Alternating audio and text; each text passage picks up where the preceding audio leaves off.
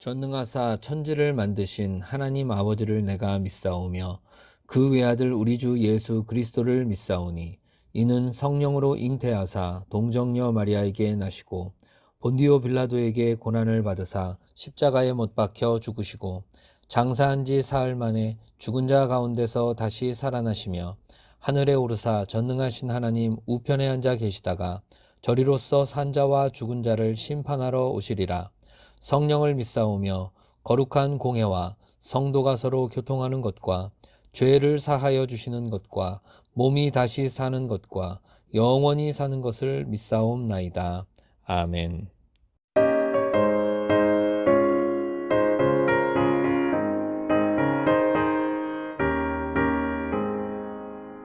내 영혼에 빛비치니 주 영광 찬란해.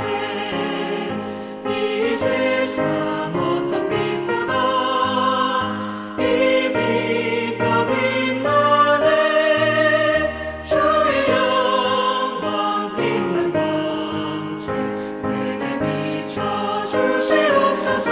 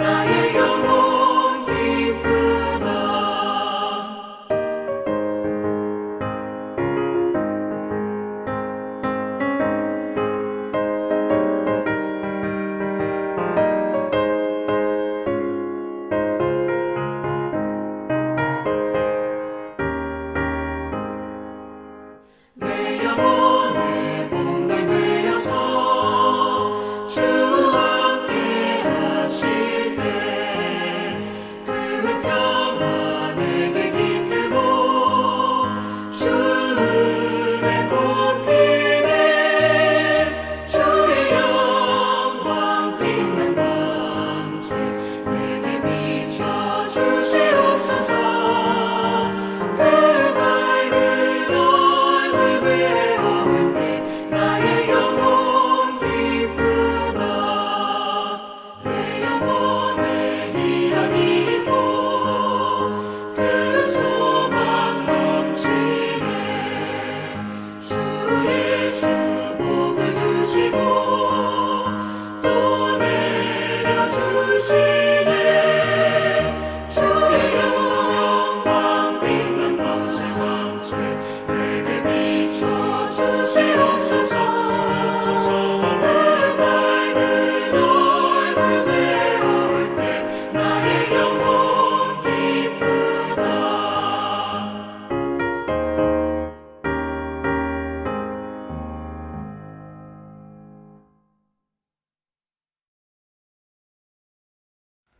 오늘 본문은 사도행전 19장 1절에서 7절의 말씀입니다. 아볼로가 고린도에 있을 때에 바울이 윗지방으로 다녀 에베소에 와서 어떤 제자들을 만나 이르되 너희가 믿을 때에 성령을 받았느냐? 이르되 아니라 우리는 성령이 계심도 듣지 못하였노라. 바울이 이르되 그러면 너희가 무슨 세례를 받았느냐? 대답하되 요한의 세례니라. 바울이 이르되 요한이 회개의 세례를 베풀며 백성에게 말하되 내 뒤에 오시는 이를 믿으라 하였으니 이는 곧 예수라 하거늘. 그들이 듣고 주 예수의 이름으로 세례를 받으니 바울이 그들에게 안수하매 성령이 그들에게 임하심으로 방언도 하고 예언도 하니 모두 12사람쯤 되니라. 아멘. 오늘 본문은 에베소 교회가 세워지는 내용입니다. 에베소는 대도시입니다. 바쁘게 오고 가는 사람들로 붐볐습니다. 시장통은 늘 번잡했습니다. 여기저기 나라에서 들어온 먹을 것들과 옷가지들로 넘쳐났습니다. 특별히 각 지방 종교적 기념품들이 인기가 가장 많았습니다. 꽤나 큰 유대인 공동체도 자리 잡고 있었는데요. 당연히 큰 회당도 있었고 유명한 학자이자 성경 교사인 아볼로가 자주 회당 예배를 인도하기도 했습니다. 뿐만 아니라 에베소에서는 브리스길라 아굴라 부부도 지도층에서 활약을 하고 있었습니다. 어느 날 아볼로가 고린도로 선교를 나간 사이에 바울이 에베소를 방문하게 되었습니다. 1절에 아볼로가 고린도에 있을 때 바울이 윗지방으로 다녀 에베소에 와서 어떤 제자들을 만나. 바울은 회당에 들어가 열심히 신앙생활을 하는 성도 12명 정도를 만났습니다. 그런데 이분들에게는 경건함이 있었는데 비장함과 각오가 있는 경건이 있었지만 그 외에 다른 게 잘 보이지가 않았습니다. 그래서 물었습니다. 이르되 너희가 믿을 때 성령을 받았느냐? 이르되 아니라 우리는 성령이 계심도 듣지 못하였노라. 역시나 그들은 성령의 임재를 한 번도 경험하지 못한 성도들이었습니다. 무슨 체험이나 성령의 임재는 고사하고 성령님이 계시는지조차 들어본 적도 없는 분들이었습니다. 바울은 그럼 성령의 임재도 없이 어떻게 주님을 믿는 사람이 되었는지 물었습니다. 3절에 보니 바울이 이르되 그러면 너희가 무슨 세례를 받았느냐? 대답하되 요한의 세례니라. 이 성도들은 세례 요한이 일러준 대로 자신을 깨끗하게 하는 좋은 사람들이었습니다. 에베소 도시에서 흘러 넘치는 세상의 풍조를 따라 살지 않고 자신을 그곳에 물들이지 아니하는 아주 경건한 사람이었습니다.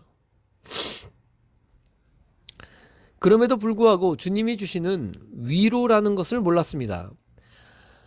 열심도 있고 또 경건한 신앙의 생활도 있지만 하나님께서 용납하신다는 것, 하나님의 이해심이 깊으시다는 것, 어떤 하나님의 전적인 은혜에 들어가 있다는 것을 알지 못했습니다. 아무 이유도 없이 샘솟는 기쁨이라는 게 있다는 걸 느껴본 적이 없었던 겁니다. 세상이 난리를 쳐도 하나님 앞에서 요동하지 않는 평안함과 감사함을 경험하지를 못한 것입니다. 바울은 이 좋은 분들에게도 성령께서 오시기를 기원했습니다. 성령님께서는 즉시 그들에게 임재하셨습니다. 그분들은 방언이 터지고 예언을 하면서 성령님을 통해 하나님의 사랑과 주님의 위로를 충만하게 느끼는 사람들이 되었습니다. 그처럼 이미 세상 가운데 들어온 하나님 나라를 맛본 이 12명은 이제 에베소 교회를 세워나가는 기둥들이 되는 것입니다. 바울이 회당에서 배척받고 두란노 서원에 가서 하나님 나라를 가르칠 때 이분들이 든든한 동역자들이 되는 것입니다. 하나님께서는 모든 성도가 성령님의 임재를 수시로 경험하기를 원하십니다. 성령님께서는 이미 우리 안에 와 계십니다. 그럼에도 불구하고 우리가 성령님께 마음의 자리를 내어드리지 않는다면 우리는 성령의 충만을 받기가 그렇게 쉽지 않습니다. 마음의 자리를 내어드리려면 하나님 앞에 스스로 감추는 것이 하나도 없어야 합니다. 하나님께서는 빛이시기 때문에 빛으로 나아오는 자는 그 안에 어두움이 드러날 각오를 해야 합니다. 마음에 거리끼는 것이 있으면 무엇이든 전부 말씀을 드리려고 해야 합니다. 본인이 알지 못하는 것은 말씀을 드리지 못하겠지만 본인이 아는 것이 있다라면 그대로 드러내놓고 하나님 앞에 내보여야 하는 것입니다. 주님의 뜻과 처신대로 나의 모든 것을 내어 맡기겠다는 용기를 내야 하는 것입니다. 그럼에도 불구하고 아무것도 걱정할 필요는 없습니다. 주님께서는 우리를 고치시는 의사이시지만 따뜻한 어머니의 손길과 같은 은혜로 저희들을 고쳐가십니다. 우리를 그냥 맡기면 아프지 않게 그러나 확실하게 고쳐주십니다. 그리고 삶의 질서를 잡아주시고 움켜져야 할 것은 움켜쥐게 하시고 버릴 것은 버리게 하시는 것입니다. 이 세상의 풍조는 우리가 더 많이 가지면 행복하다라고 우리를 속이지만 주님께서는 누구든 빛으로 나오면 자유하게 된다라고 말씀하시고 절대로 속이지 않으십니다. 이 땅을 살아가면서 우리는 그것을 충분히 경험합니다. 세상의 풍조를 따라 세상이 우리에게 손짓하는 대로 우리가 열심히 살아보지만 아직도 행복하지 않습니다. 그러나 주님께서 말씀하시듯 그 짐을 지고 주 앞에 나오면 한없이 은혜와 사랑 평강을 깨닫고 경험하게 해주시는 것이죠. 세월이 악할수록 성령의 충만함을 받기를 원해야 합니다. 이 땅에 교회를 세우는 데 있어서 작은 역할이라도 내가 감당하고 싶다라는 마음을 가져야 합니다. 그와 같이 이 세상 가운데 들어와 있는 하나님의 나라를 세워가실 수 있는 저와 여러분 되시기를 주님의 이름으로 축원합니다. 기도하겠습니다.